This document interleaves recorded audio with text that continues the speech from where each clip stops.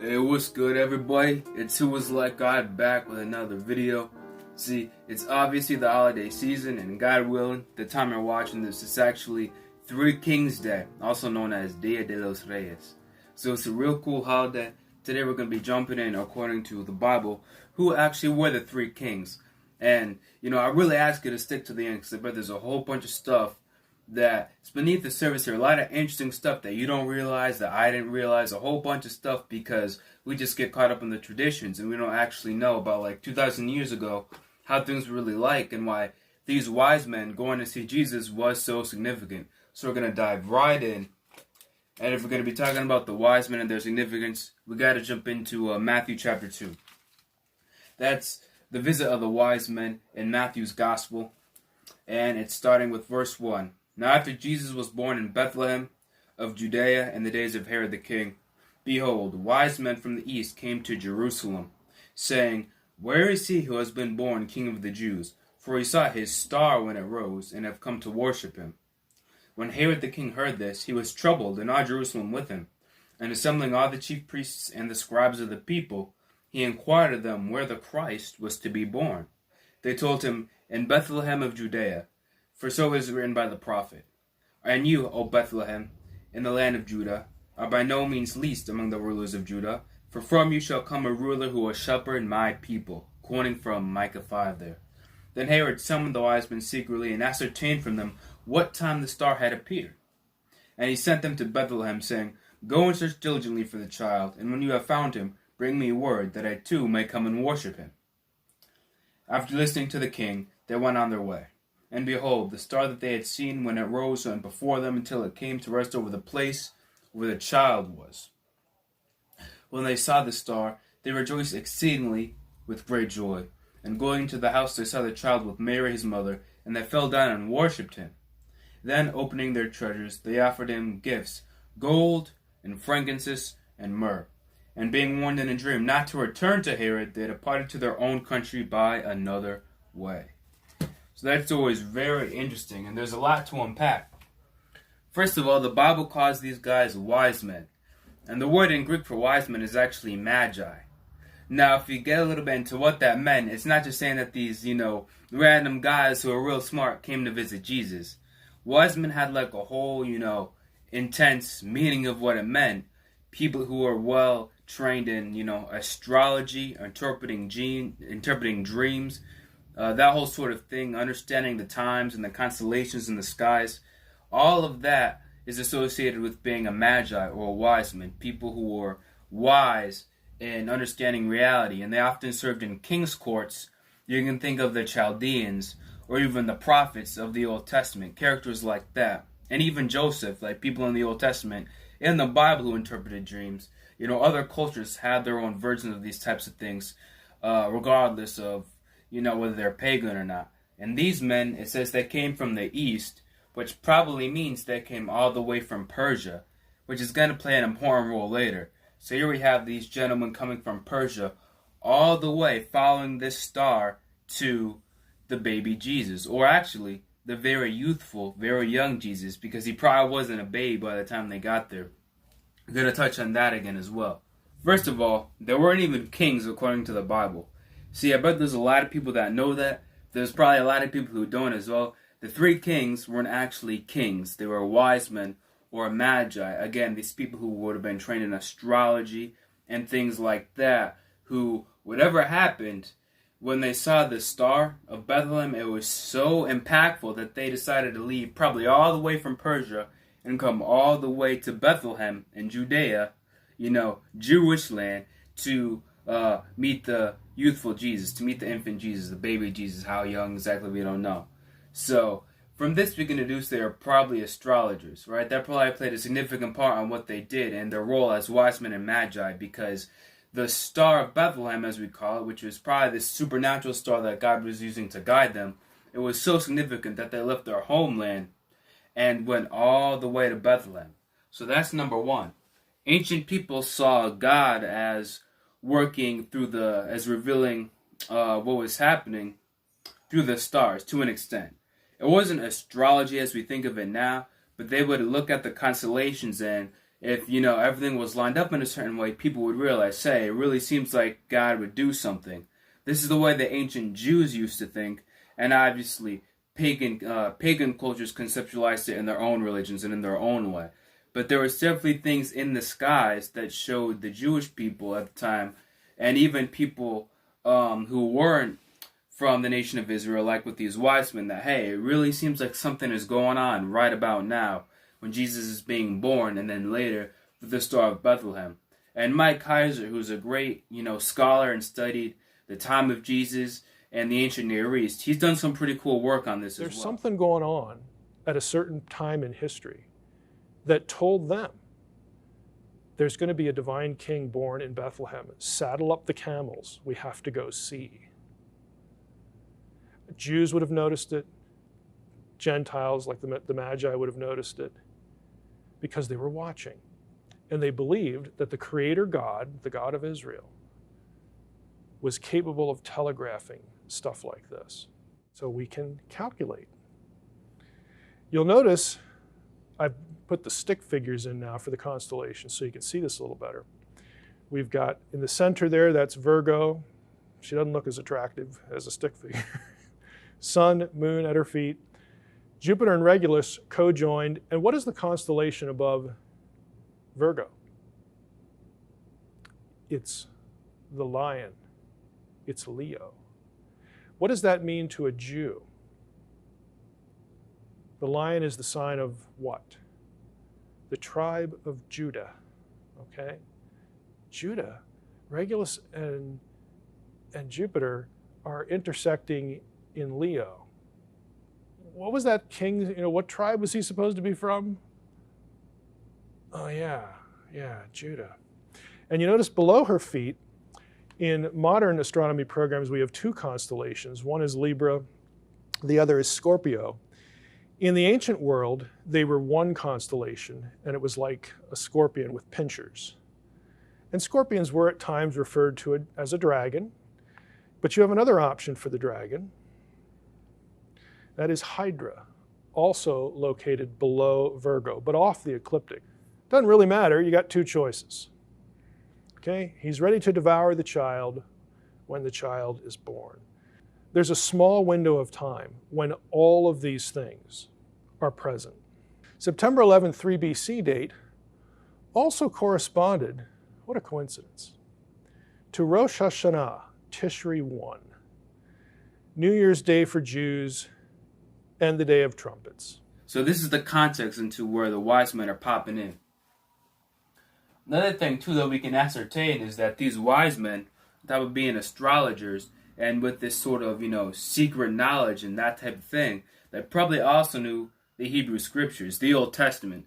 See, it's pretty interesting that when they came to Herod, they had the idea that the one they were seeing was King of the Jews. So already they knew who they were seeing was the King of the Jews. And not only that, they wanted to worship him. So it seems like not only did they have an idea that this was the Messiah, but they had an idea that the Messiah was actually divine as well.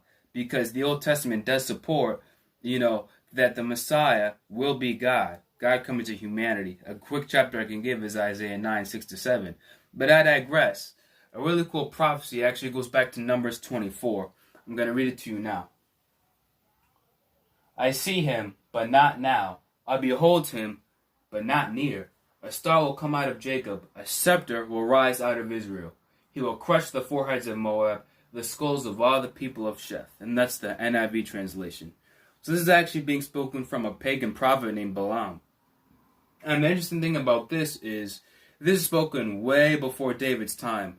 This is a future prophecy of, you know, David's kingship and the Davidic dynasty and how later on it would encompass Moab.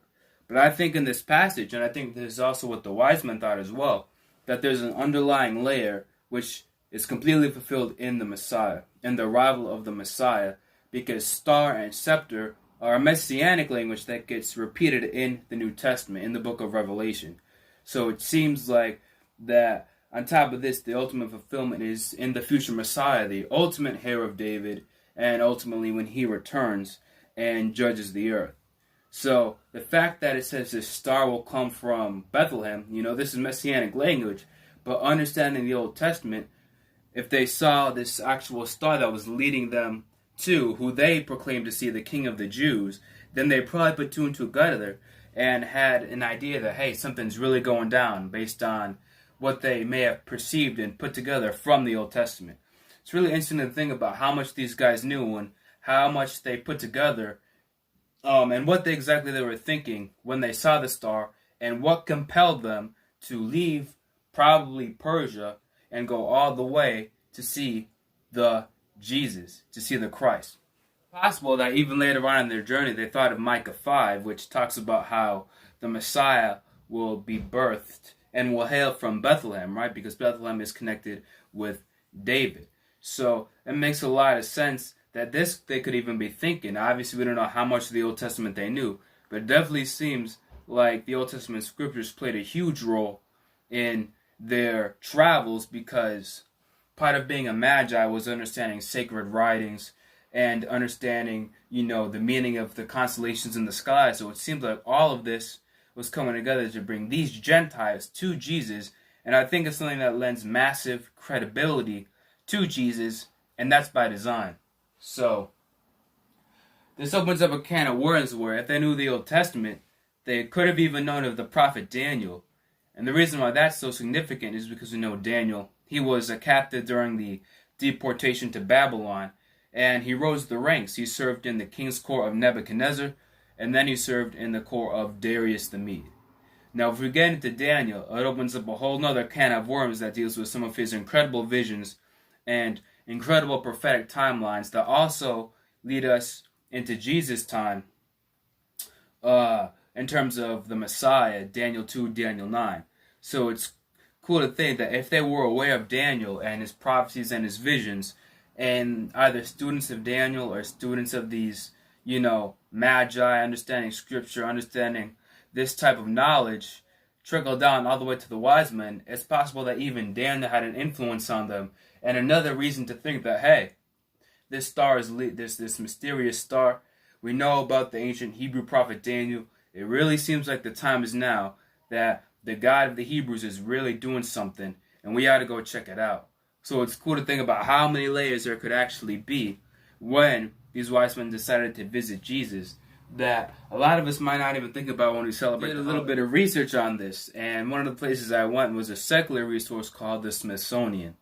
Now, I don't agree with all their conclusions, but something that was cool that the Smithsonian said, the Smithsonian here, we're talking about, this secular museum and all of that, is they actually started elaborating on the significance of the gifts. See, the wise men came and brought gold, frankincense, and myrrh. Gold is associated with wealth and also the kingship of this baby Jesus. I'm just going to call him baby Jesus even though he probably wasn't a baby. There's frankincense, which is associated with rituals and the priesthood.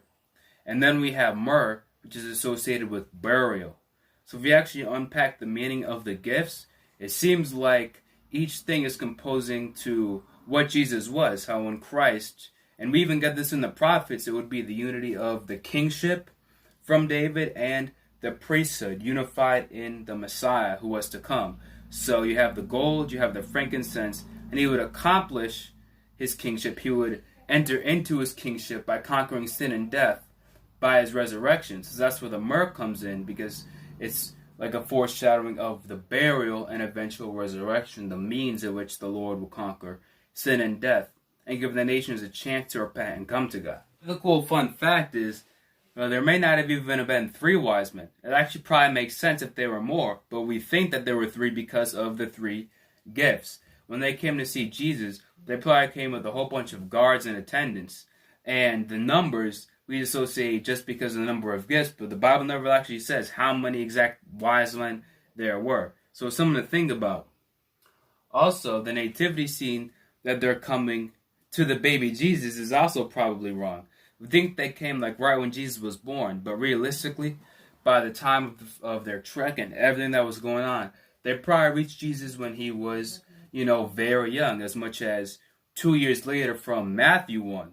When Jesus was first born, the humble shepherds going and appearing to him, And then a little bit later, when he was very young, the truck of the wise men appearing to him with these gifts of gold, incense, and myrrh, which some people even think is how they use the gifts as a means of, traveling in Egypt and being in a little bit of Egypt for a while before Jesus came back. As, if you don't know, Jesus actually spent a little bit of his childhood in Egypt before they moved back to Judea. So some people think, they actually use the gifts as a means of, financially helping out with that. But I digress. And the amazing thing is, with all of this in mind, these magi, these Persian magi, as they most likely were, coming all the way to see the infant Jesus, lends incredible credibility to him. Because like we said, these weren't just random guys. These guys would have had, for lack of a better word, they would have a lot of street cred coming to see Jesus. Like, their presence would have carried, a lot of significance. So, if you unpack that, one realm is prophecy. As I mentioned kind of frequently on this channel, God made this ancient promise to Abraham that the world would be blessed in him and in his seed. This would ultimately be conquered through the Messiah. Now, if it seems weird that this is like from the Bible, just think about this as an ancient prophecy from an ancient text that God made to this man, that Abraham, who would become the forefather of Israel, the great-grandfather of Israel, his seed will bless the world, ultimately through the Messiah. God used them to bring the nations back to himself. And this will be fulfilled in Jesus. So when we look and see the wise men coming, it seems to be a clear foreshadowing of, in the glory of God's kingdom, in the expansion of God's kingdom, Gentiles from nations all over the world will be brought in as true children of God, united and brought to God through Christ. And that's something that's a matter of history, that millions of Gentiles from different nations have left paganism and began to worship the one true God because of Jesus. In the Roman world, when the church was first established, and also, throughout history, nations becoming Christian, and as well as, just millions and billions of Gentiles throughout history, people who didn't worship God, at least not exclusively, with pagan ancestry, now coming to worship the one true God because of Jesus. Gentiles being brought into the kingdom on the foundation of the apostles and the prophets. And I think these wise men, who were definitely Gentiles coming to see Jesus, is a clear foreshadowing of that. So it's amazing when we think about all the significance that's at play here. Now, as far as the history of the holiday, I did a little bit of research on this as well. The earliest mention seems to be from the 2nd century, 200 AD, where followers of, I believe his name is Basilides, in Egypt, they began to celebrate the day of Jesus' baptism. Now, the Three Kings Day, as we know it now, really starts honoring the Nativity, when Jesus was born, but this is still associated with it as the first, early honoring holiday of Jesus' baptism-wise. But in 380 AD, we have what's called the Theophany, which commemorated the Nativity of Christ. And then in 385, we have what's called Epiphany, commemorating the Nativity in Jerusalem. So people were celebrating this in Jerusalem in 385 to honor the birth and that whole season of Christ. So it was cool that by the end of the 4th century, we have this clear celebration that began and, has been going through the century since, which is kind of beautiful to think about. Then when we get to 1969, what we have is called the 12th day of Christmas. And basically, due to the revisions of the general Roman calendar, the Three Kings Day fell on the Sunday between January 2nd and January 8th. But now, most people just do it on January 6th. So now, January 6th is like the de facto Three Kings Day, as I'm going to celebrate it on that day. And, it is what it is. So, January 6th, 2023. Now, the thing is, I don't have a problem with any sort of holidays or any traditions as long as, it's the heart that you're doing it in. So me, I don't do Three Kings Day for the sake of gifts or presents. I don't expect to get any gifts or presents. The reason I celebrate Three Kings Day is to honor the season when Jesus, being born and being raised up, was visited by the wise men, as it is spoken in the Bible. Just, celebrating that and recognizing what happened and the significance of what it all means, and about how me, especially as a Gentile. I'm Puerto Rican, has been brought into the family of God, a true child of God because of what Jesus did on the cross. You know what I'm saying? So it's pretty incredible stuff. But if you celebrate it, maybe you can think about some of the traditions across the world. I know Puerto Ricans, they put grass in boxes and then they wait for the three kings to give them their gifts. So for a lot of Puerto Ricans, Three Kings Day is basically like Santa Claus Christmas, but instead of Santa, it's biblical characters. So, that's what my abuela did when she was young. Make of that what you will. You know what I'm saying? Obviously, the three kings aren't coming to your house and delivering gifts. But like I said, the root meaning of this and the three kings actually visiting Jesus, it's so cool. There's so much meaning there that we don't even realize. But I want to do a little bit of thing here to explain what is Three Kings really about. So I pray that this was edifying, interesting, that you learned something new. God bless you, and I'll see you in the next one.